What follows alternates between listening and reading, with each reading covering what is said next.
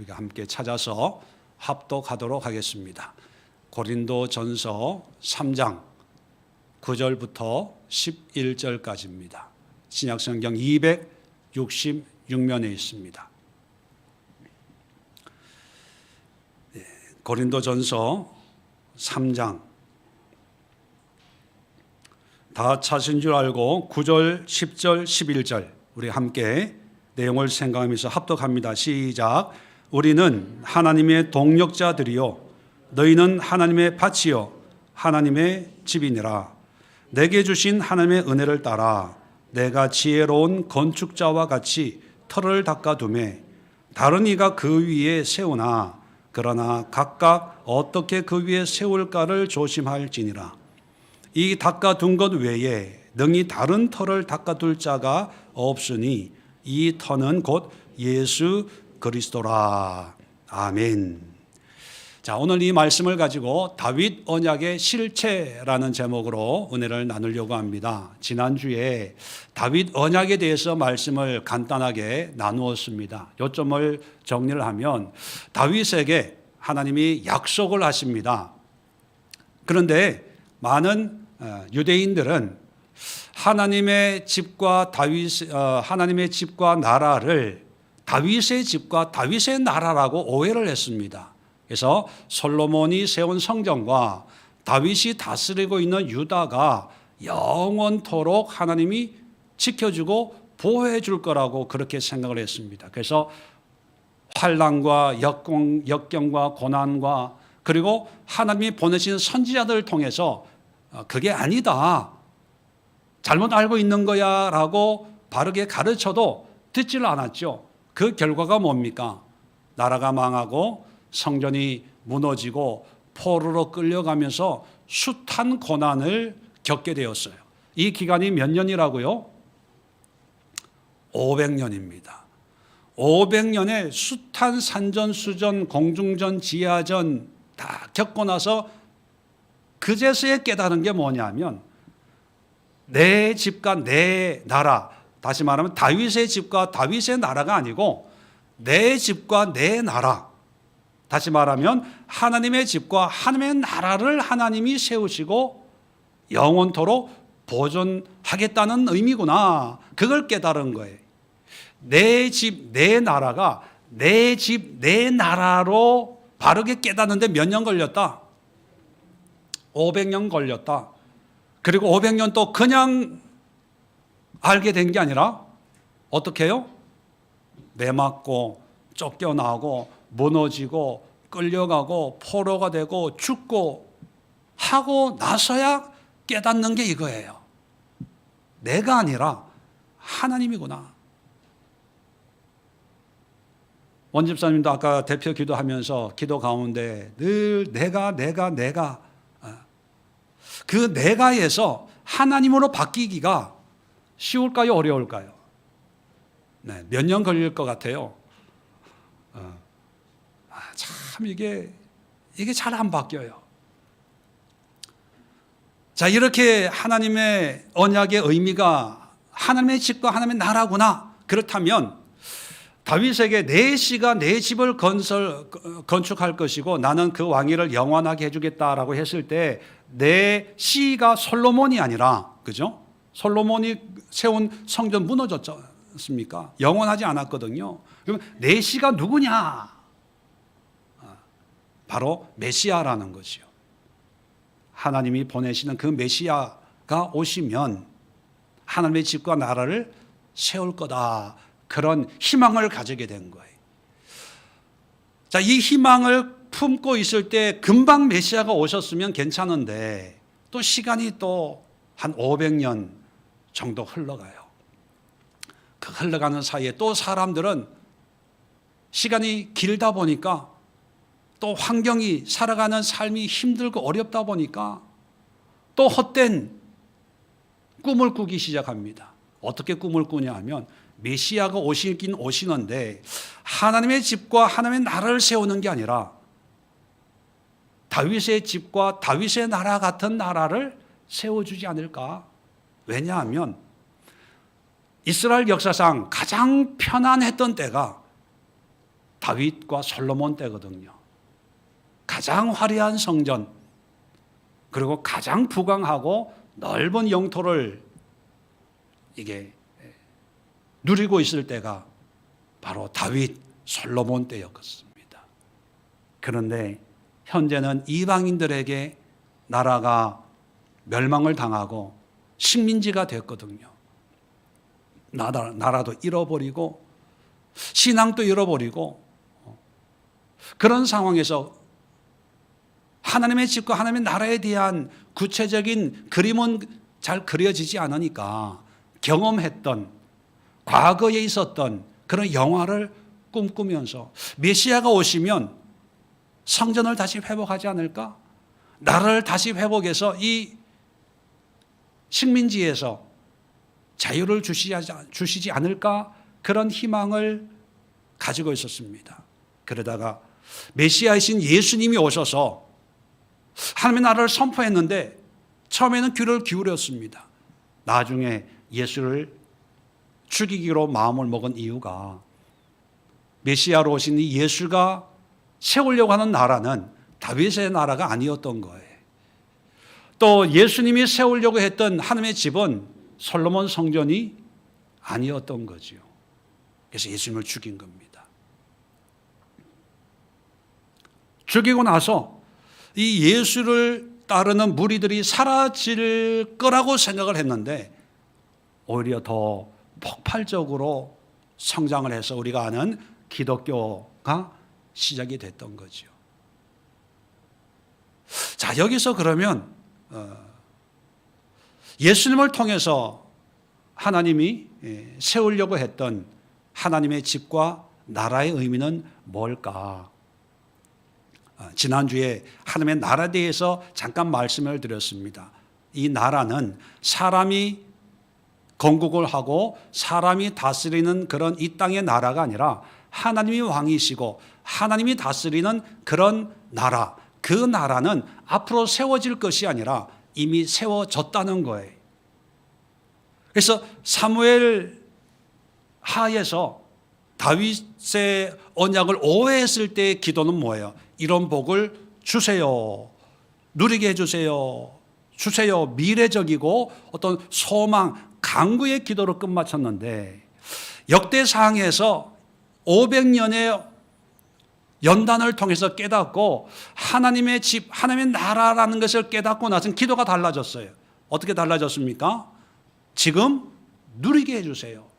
지금 맛보게 해주세요. 미래가 아니라 현재고 소망이 아니라 어떤 확신과 간구로 끝났다 말씀을 드렸습니다. 왜냐하면 하나님의 나라는 앞으로 세워질 것이 아니라 세워져 있다는 거예요. 그래서 무너진 것은 성전이고 유대라고 하는 나라지만 하나님의 나라는 세상 환경과 상관없이 여전히 존재하고 있기 때문에 이 하나님 나라를 누리게 해주세요. 또 이런 복을 이미 받았는데 내가 몰랐으니까 이 복을 지금부터 누릴 수 있도록 허락해 주세요. 그런 기도를 하는 것으로 마치는 거지요. 자, 그렇다면 하나님의 집의 구체적인 의미는 뭘까? 나라는 이미 존재하고 있고 하나님의 집은, 자, 오늘 성경에는 잘 나오지 않지만 요한복음 2장을 한번 열어보십시오. 요한복음 2장의 19절을 보시면 2장 19절 6월절에 예수님이 이제 예루살렘 성전에 가셨습니다. 성전을 이제 청결하게 하시고 나서 19절에 이렇게 얘기합니다. 너희가 이 성전을 헐라 내가 사흘 동안에 일으키겠다, 짓겠다는 거죠. 자, 그랬을 때 이 말을 듣던 유대인들이 비웃어요. 이 성전 지금 46년 동안 리모델링 되고 있거든요. 멋있게 리모델링 되고 있는데 어떻게 무슨 수로 3일 동안 다시 세우겠다는 거냐? 비웃고 조롱하는 거죠. 자, 그런데 21절에 보면 해석을 해줍니다. 설명을 해줘요. 그러나 예수는 성전된 자기 육체를 가르쳐 말씀하신 것이라. 예수님의 육체가 성전이라는 거예요. 그런데 22절에 죽은 자 가운데서 살아나신 후에야, 부활하신 후에야 제자들이 이 말씀하신 것을 기억하고 성경과 예수께서 하신 말씀을 믿었더라. 부활하시고 승천하신 뒤에야 예수님이 말씀하신 내 육체가 성전이다, 이 말씀을 깨닫게 됐다는 거예요. 한마디로 얘기하면 예수님이 하나님의 집이에요. 재밌는 게 열왕기상 8장 13절에 보면 솔로몬이 성전을 건축하고 백성들을 모아놓고 연설을 합니다. 그 연설 중에 내가 참으로 주를 위하여 계실 성전을 건축하였사오니, 자, 성전이란 말은요, 원어는 집이란 뜻입니다. 베트라는 단어인데 집을 세웠다, 그렇게 얘기합니다. 주께서 영원히 계실 처소로소이다, 그렇게 영원히 계실 하나님의 성전입니다, 이렇게 연설을 했어요. 그런데 예수님의 육체된 하나님의 집을 깨달은 초대교회 성도들은요, 어떻게 이해를 했냐 하면 사도행전 7장 46절로 50절에 보면 스데반이 설교하는 장면이 나옵니다. 이 설교할 때 이런 이야기를 합니다. 46절에 다윗이 하나님 앞에서 은혜를 받아 야곱의 집을 위하여 하나님의 처소를 준비하여 달라고 하였더니 솔로몬이 그를 위하여 집을 지었느니라. 그러나 지극히 높으신 이는 손으로 지은 곳에 계시지 아니하시나니, 선지자가 말한 바라고 하는 것은 이사야 선지자의 66장 1절을 인용하면서 이렇게 얘기합니다. 주께서 이르시되 하늘은 나의 보좌요 땅은 나의 발등상이니 너희가 나를 위하여 무슨 집을 짓겠으며 나의 안식할 처소가 어디냐, 이 모든 것이 다 내 손으로 지은 것이 아니냐 함과 같으니라. 뭐냐 하면 하나님은 사람의 손으로 지은 어떤 건물에 계시지 않는다는 거예요. 하나님은 온 우주 만물, 이 모든 걸 창조하신 우주 만물에 계시는데 어떻게 사람의 손으로 지은 그 건물 안에 계시겠냐, 이렇게 이제 깨닫게 된 거예요. 다시 말하면 하나님의 집이라는 게 어떤 지역에 있는 어떤 규모와 모습을 갖추고 있는 건물이 아니라는 거예요. 건물이 아니라면 뭐예요? 영적인 거라는 거죠. 그 영적인 것이 이제 예수님을 통해서 확연하게 드러났는데 예수님의 육체가 하나님의 집이에요. 그러면 예수님의 육체가 하나님의 집이라는 의미는 뭐냐? 이 육체라고 하는 것은요, 고난당하시고 죽으시고 부활하신 어떤 예수님의 어떤 실체를 얘기합니다. 다시 말하면 우리에게는 예수님 자체가 하나님의 집이에요. 예수님 자체가 하나님의 집이라는 얘기는 뭡니까? 예수님은 하나님이시잖아요. 다시 말하면 하나님이 사람의 손으로 지은 건물이 아니라 하나님이 직접 친히 지으신 집인데 그것이 하나님 자신이라는 얘기예요. 좀 어렵게 들릴 수도 있지만 우리가 이해하기 쉽게 표현을 하면 예수님이 계신 곳이 하나님의 집이고 성전이라는 거예요. 자, 구약 성경을 보면 하나님의 집이라고 구체적으로 언급되는 게 세 개가 있습니다. 첫 번째 베델. 베델 이름 그 자체가 집이라는 뜻이고 엘, 하나님. 근데 이 베델은요, 광야입니다. 돌베개하고 있던 곳이, 건물도 없어요.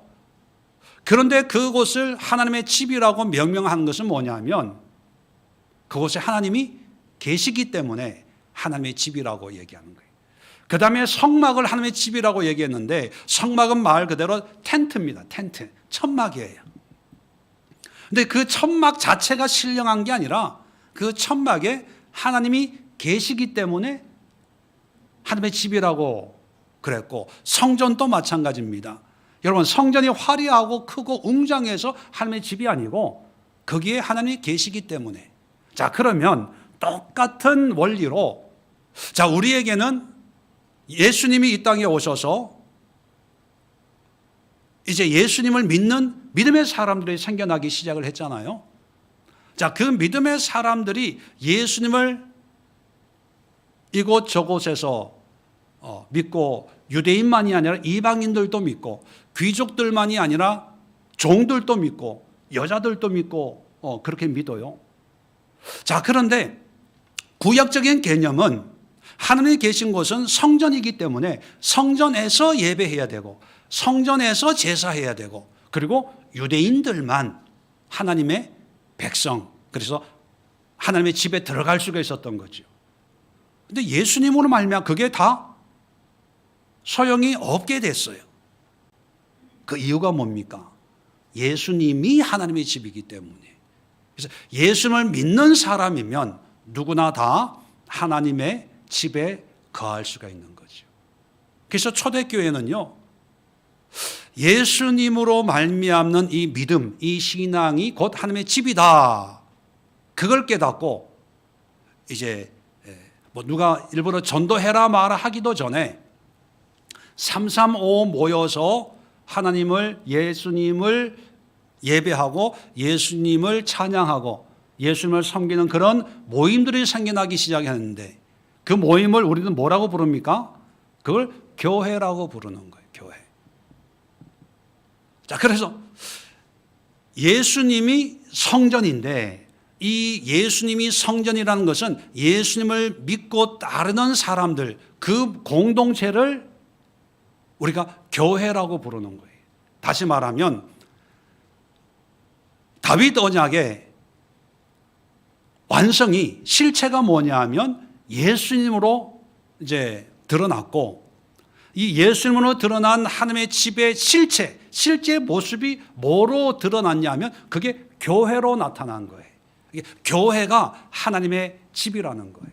근데 여러분 오해하시면 안 됩니다.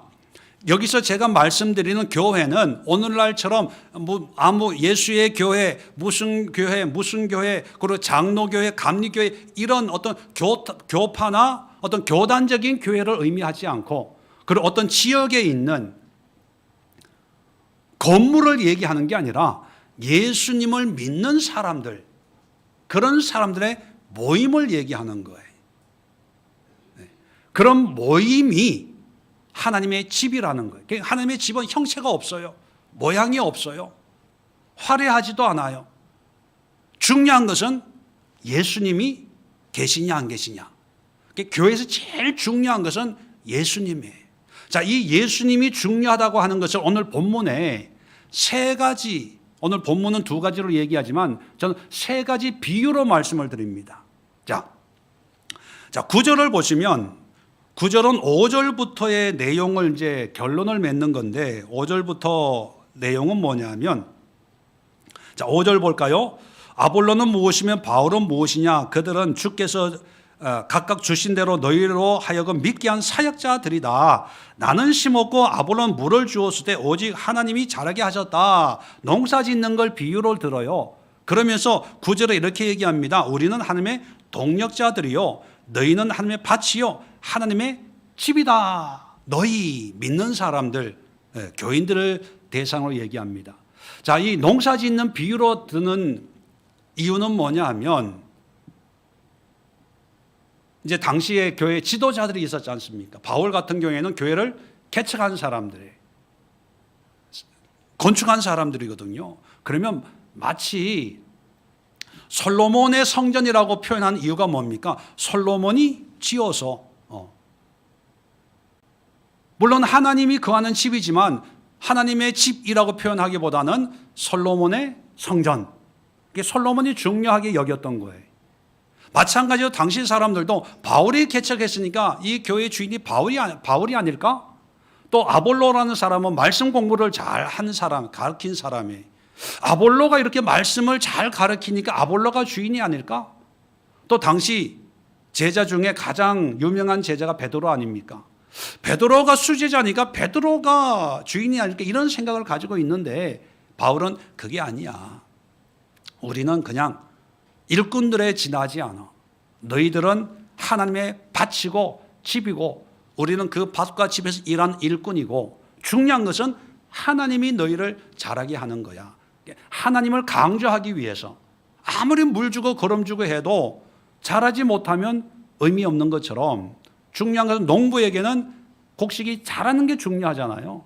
그 자라게 하는 분은 오직 하나님 외에는 어떤 사람도 아니야. 이걸 강조하기 위해서 농사 짓는 걸 비유로 들고요. 두 번째는 건축의 비유를 듭니다. 자, 10절에 보면 내게 주신 하나님의 은혜를 따라 내가 지혜로운 건축자와 같이 터를 닦아두매 다른 이가 그 위에 세우나 각각 어떻게 그 위에 세울까 조심할지니라.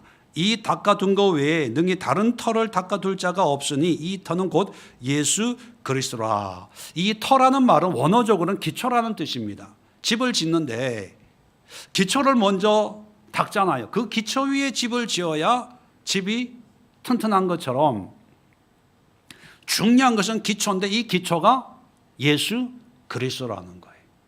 다시 말하면 교회, 이제 고린도 교회 교인들로 비유를 이제 적용을 해보면 고린도라는 곳에 교회가 세워졌어요. 그래서 성도들이 모여서 신앙생활을 하는데 여러 가지 어떤 신앙생활의 외적인 모습이 있겠죠. 예배도 있고 기도도 있고 봉사도 있고 친교도 있고 하는데 근데 그 모든 것들이 온전하게 유지되고 지탱을 할 수 있기 위해서는 기초가 중요한데 이 기초는 다른 어떤 기초도 아니고 예배가 기초도 아니고 어떤 사람의 선행도 기초가 아니고 돈 많은 어떤 장로의 어떤 그런 헌신이 기초가 아니고 이 신앙 공동체의 기초는 오직 예수 그리스도다. 이 예수 그리스도 외에 다른 어떤 것도 허용될 수 없다. 그 중요성을 이야기합니다. 3부 예배 참석하신 분들은 알겠지만 산상설교의 마지막이 이 기초에 관한 이야기거든요. 모래 위에 세운 집, 반석 위에 세운 집. 처음부터 심령이 가난 자는 복이 있나니 애통하는 자는 복이 있나니 하나님의 말씀에 대해서 많이 알고 바르게 깨닫고 또 하나님이 예수님이 우리에게 뭘 원하시는지를 바르게 깨달아도요. 이것이 기초가 되지 않고 그냥 지식으로 은혜로운 말씀, 좋은 말씀이야. 기억해야지, 암송해야지. 그렇게만 끝난다면 그것은 온전한 믿음이 될 수가 없다는 거예요. 기초가 되는데 그 기초는 오직 예수님. 그래서 이 예수님이 우리 신앙의 기초라는 얘기는요. 우리의 모든 목적과 우리의 모든 의도와 우리의 모든 과정이 철저하게 예수님과 연관되어 있어야 된다는 거예요. 그래서 내 집, 내 나라라고 하는 그 의미가 바로 예수님 곧 하나님이시니까 모든 활동과 의미와 가치가 예수님으로 집중이 되어야 된다는 것입니다. 세 번째 비유는 에베소서 1장 22절 23절에 나오는데 머리와 몸의 비유를 들어요. 머리와 몸. 예수님이 우리의 머리시고 교회는 그의 몸이니라. 머리와 몸 뗄래야 뗄 수 없잖아요. 그리고 머리는 지시를 하면 몸은 움직이지 않습니까? 이것처럼 성도들이 모여서 교회 하나님의 집을 세웠는데 내 마음대로 내 뜻대로 내가 하고 싶은 대로 그렇게 행동하고 그렇게 믿고 그런 생각으로 신앙생활을 해서는 안 되고 철저하게 예수님의 가르치심, 예수님의 뜻, 예수님의 의도에 따라서 순종하는 그것이 하나님의 집이라는 거예요. 그러면 여러분, 하나님의 집인 교회가 교회의 바른 기능을 발휘하기 위해서는 가장 중요한 게 예수님인데 이 예수님과 관계성을 맺는 거예요. 관계. 친밀한. 농사 짓는 비유에서도 일꾼들은 거름도 주고 물 주죠. 근데 하나님이 자라게 하시는 거예요. 가장 중요한 요소가 하나님을 얘기하고 있고 건축에서도 기초를 얘기하고 있지 않습니까? 이 기초가 튼튼해야 건물이 무너지지 않지. 이 기초 없이 그냥 보여지는 것, 뭐 좋은 집 인테리어 이쁘게 하고 또 아름답게 페인트 칠하고 해도 결국은 여러 가지 삶의 어려운 문제가 생기면 금방 무너지고 만다는 거지요. 예수님 위에 예수님과 연합된 예수님과 일체가 돼야지 기초에서 떨어지면 안 된다는 거예요. 몸과 머리와의 관계도 몸과 머리가 하나가 되어서 일사불란하게 그 머리의 지시에 움직여서 손을 올리고 말을 하고 걸어가고 이런 유기적인 관계를 이루어야 온전한 건강한 몸을 가지고 있는 것처럼 하나님의 집도요, 예수님과 아주 유기적인 관계를 맺어야 돼. 내 뜻대로 내가 하고 싶은 대로가 아니라 예수님이 말씀하시는 대로, 예수님이 감동 주시는 대로, 예수님이 가지고 있는 뜻을 이루기 위해서. 그래서 하나님의 집의 의미가 다윗 언약에서도 그런 말씀을 합니다. 내 아들이 내 집을 건축할 것이고 나는 그의 왕위를 영원히 경고하게 하리라. 그리고 그 다음에 이런 말씀을 합니다. 나는 그의 아버지가 되고 그는 내 아들이 되리라. 아버지와 아들의 비유, 이게 집이에요. 근데 또 하나님이 이런 말씀을 합니다. 내 나라를 세울 텐데 나는 그들의 하나님이 되고 그들은 내 백성이 되리라. 왕과 백성의 관계, 이게 나라예요. 근데 여러분 잘 보면 표현이 내 집, 내 나라라고 하지만 의미로 보면 내 집이나 내 나라나 똑같아요. 그죠? 아버지와 아들의 관계나 왕과 백성의 관계나 명령하고 순종하고 또 순종하는 백성들을 다스리고 지키고 보호하고. 결론적으로 말씀을 드리면요, 하나님이 내 집과 내 나라를 세우겠다라고 하는 것은 같은 말입니다. 내 나라가 내 집이고 내 집이 내 나라예요. 그러면 내 집이 예수님으로 말미암아 실체적으로 드러난 것이, 이 땅에 세워진 것이 교회라고 말씀을 드렸죠. 그러면 이렇게 설명을 드릴 수 있습니다. 교회가 하나님의 나라고 하나님의 나라가 교회인 거예요.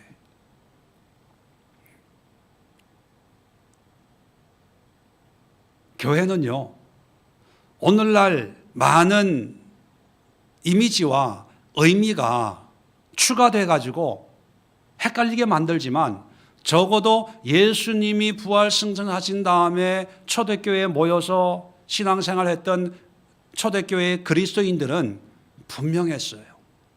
아, 이 교회가 하나님의 나라구나.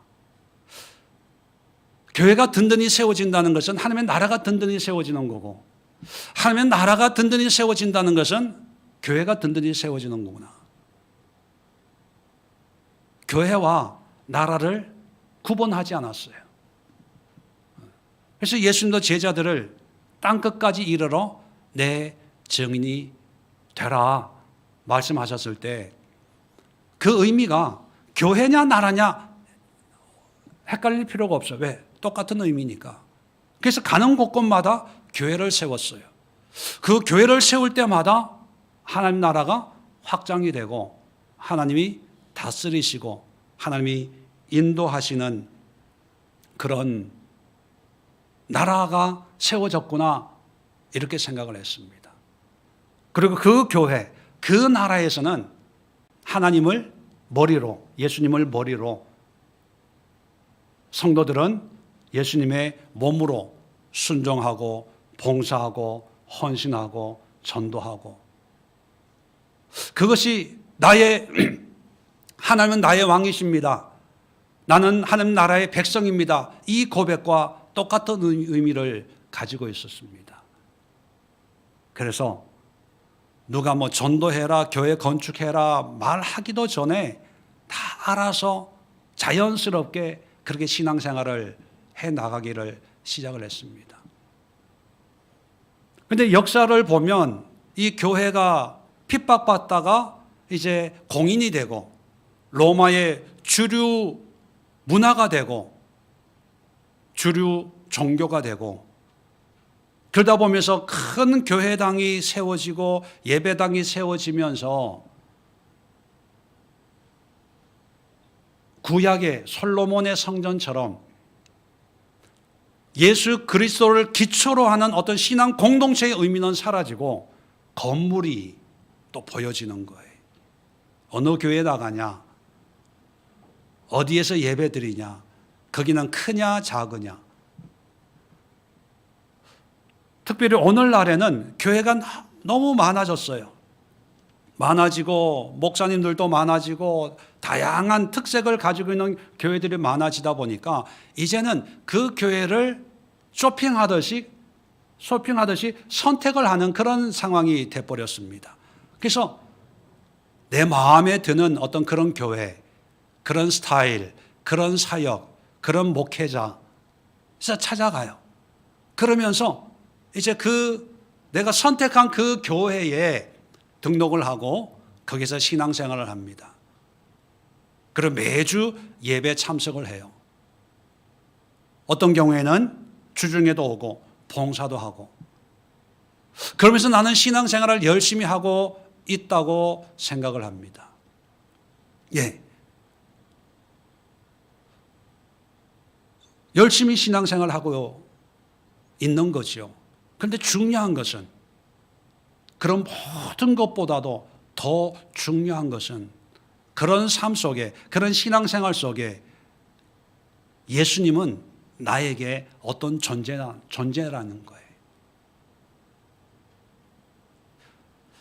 교회를 가는 게 아니라 예수님을 만나러 가는 건지, 목사님의 설교를 듣는 것이 아니라 목사님을 통해서 예수님이 말씀하시는 예수님의 음성을 들으려 하는 건지, 교회가 하는 프로그램이기 때문에 하는 거냐, 아니면 이 프로그램을 통해서 예수님이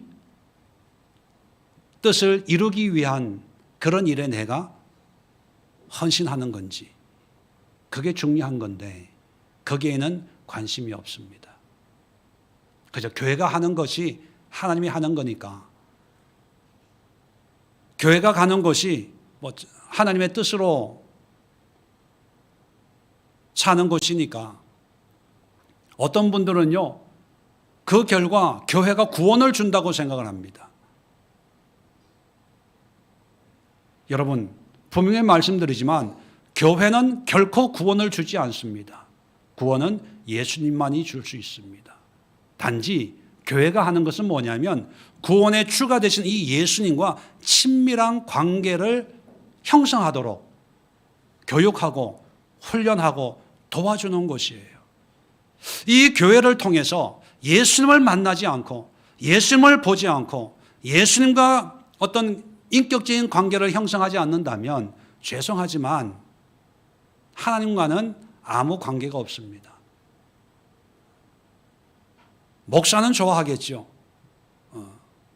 하나님과는 전혀 관계가 없는, 산상설교에서도 주여 주여 하는 자마다 다 천국에 들어갈 것이 아니라는 거예요.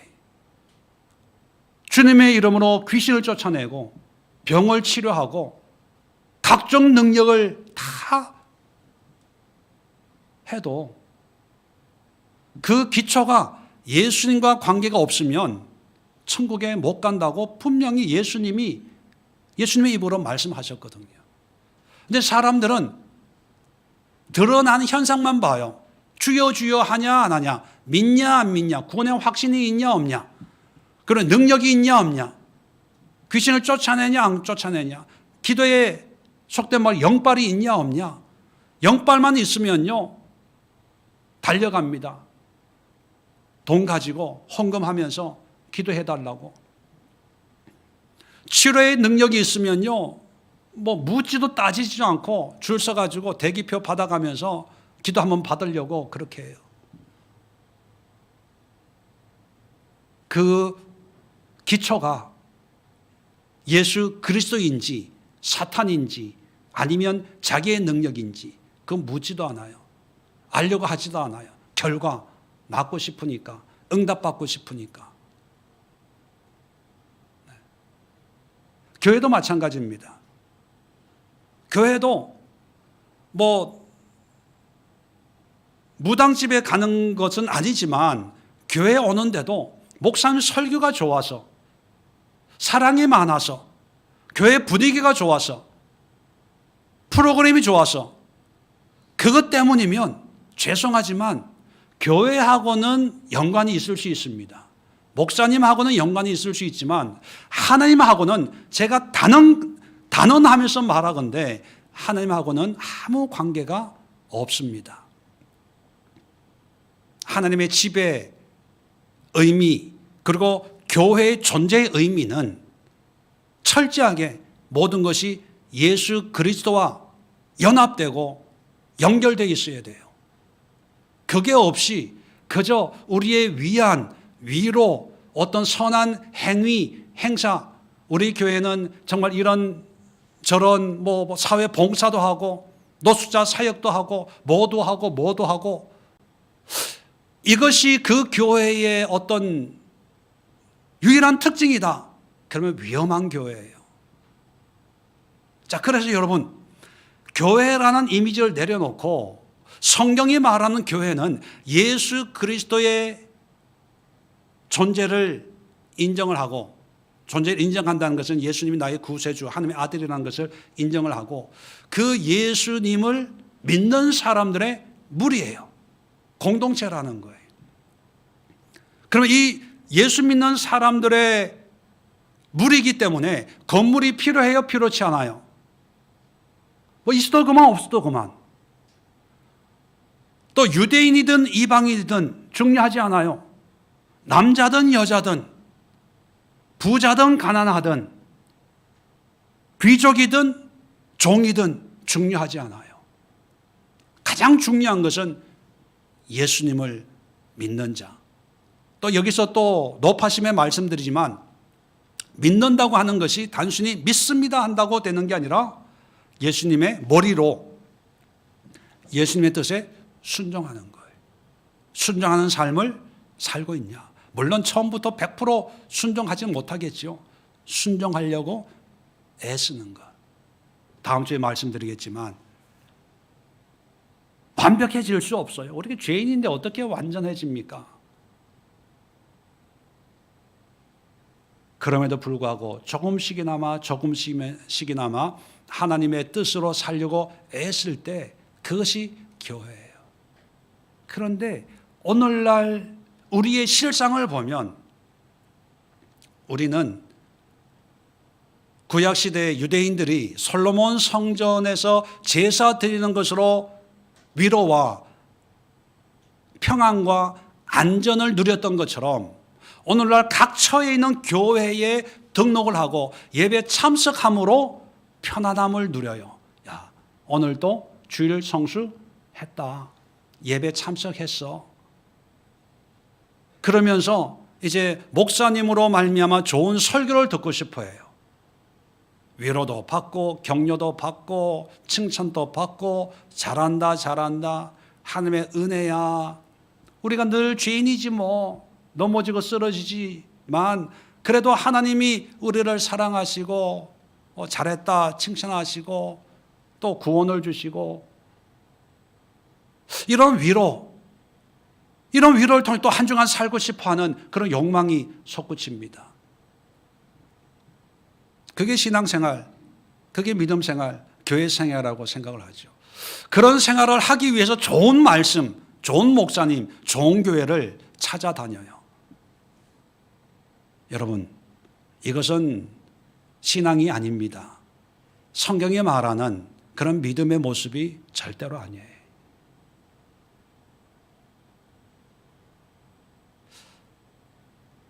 어쩌면 그런 교회, 우리 예수의 교회도 예외는 없지만 만약에 그것이 교회의 전부라면 하나님은 솔로몬 성전을 무너뜨리는 것처럼 이 땅에 있는 교회들도 분명히 무너뜨릴 겁니다. 그게 우상이거든요. 교회는 성도들에게 만족을 주는 것이 아니라 예수님과 관계를 잘 맺도록 도와주는 것이에요. 이게 교회의 본질입니다. 그래서 교회가 하나님의 집이요 하나님의 나라가 될 수 있는 거예요. 코로나 시대를 겪어오면서 우리가 가지고 있는 이 신앙이 얼마나 교회 중심이었는지를 여실히 보여주는 그런 경험을 여러분들도 했을 겁니다. 코로나 때 전무후무한 일들을 겪었지 않습니까? 교회 모이지 못한다. 각자 집에서 예배 드려라. 영상으로. 그래서 급하게 이제 도입한 게 비대면.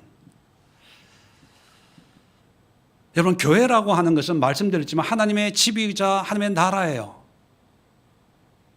삼삼오오 모여서 하나님의 이름을 부르고 예배하고 또 도전받고 또 하나님의 뜻을 이루어갈 수 있는 그런 신앙 공동체거든요.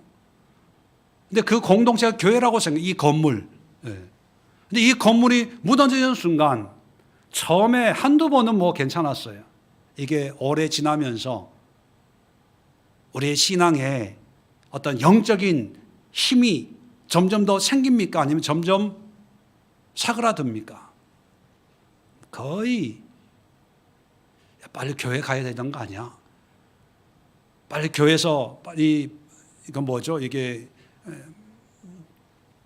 그 정부에서 하는 거 모이지 말라고 하는 거 이게 해제가 돼서 빨리 회복이 돼야 되는 거 아니야? 원상복귀 돼야 되는 거 아니야? 그때만 학술고대해요.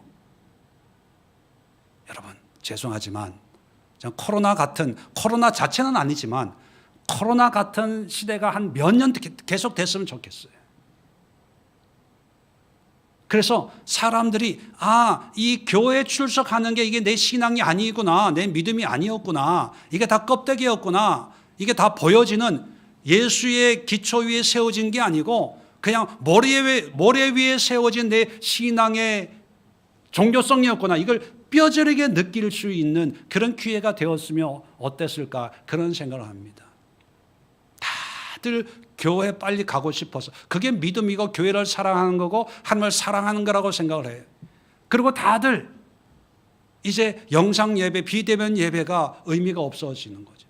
그러니까 이제 채널을 돌리는 거예요. 좋은 말씀, 좋은 교회, 화려한 성가대 찬양도 있고 오케스트라도 있고, 또 인터넷에 설교를 편집해가지고 배경음악 놓고 편집해서 올리는 그런 설교를 찾아다니기 시작을 합니다. 왜? 위안 삼으려고. 여러분, 신앙은 하나님이 그렇게 믿음 생활하라고 십자가를 지신 게 아니에요. 어떤 훌륭하고 유명한 목사님 설교를 듣고 은혜 받으라고 우리를 하나님의 자녀로 부르신 게 절대로 아니고요. 우리 한 사람 한 사람이 하나님의 성전이에요. 자, 오늘 성경 본문은 아니지만 고린도전서 3장 16절을 한번 보십시오. 너희는 교인들입니다. 너희가 하나님의 성전인 것과 하나님의 성령이 너희 안에 계시는 것을 알지 못하느냐. 우리가 성전에, 왜? 성전의 이유가 뭐냐면 내 안에 예수님이 있으니까. 그런데 내 안에 예수님이 없어. 그러면 성전이에요? 성전 아니에요? 성전 아니에요. 성전 아니에요. 교회에 와야 예수님에 대해서 설교를 듣고, 그래서 내가 예수님 믿어, 믿음을 구원받아서 이런 확신을 가질 수 있는데 개인 혼자서는 못하는 거예요. 자신이 없는 거예요. 할 줄을 모르는 거예요. 그리고 자꾸 교회를 찾아오는 거예요. 좋은 교회. 그런 의미에서 저는 내가 하나님이었다면 이 땅의 모든 교회를 다 없애버렸을 거예요. 아브라함처럼 가는 데마다 단을 쌓고 여호와 이름을 불렀더라. 여러분 시편 23편 여러분 잘 아실 거예요. 여호와는 나의 목자시니 내게 부족함이 없으리로다. 시편 23편 하면 제일 먼저 기억나는 게 뭡니까? 어떤 구절이 기억에 남아요? 내 잔이 넘치나이다. 사망의 음침한 골짜기를 다닐지라도 해를 두려워하지 않을 것은 주의 지팡이와 막대기가 나를 안위하시나이다. 여러 가지가 있습니다. 그런데 시편 23편 제일 끝은 어떻게 끝나는지 아세요? 제일 끝이 내 평생의 선하심과 인자하심이 나를 따르리니 내가 여호와의 집에 영원히 거하리로다. 여호와의 집. 성전도 없었어요. 목동인 다윗이 날마다 예배 드리고 했겠습니까? 양을 치고 있어도 내 안에 하나님이 계시면 그것이 하나님의 집인 걸 깨달은 거죠.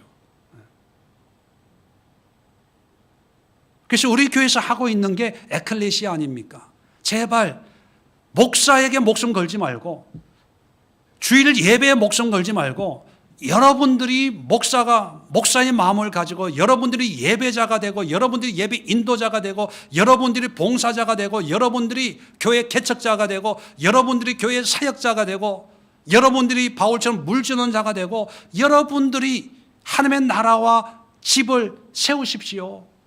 여러분 한 사람 한 사람이 다윗의 언약의 성취자가 되십시오. 이 거룩하고 이 아름다운 직분을 왜 목사에게만 맡깁니까? 왜 사역자에게만 맡깁니까? 왜 신학했다고 하는 그 이유 하나 때문에 목회자들에게 여러분의 영혼을 맡기고 따라만 다닙니까?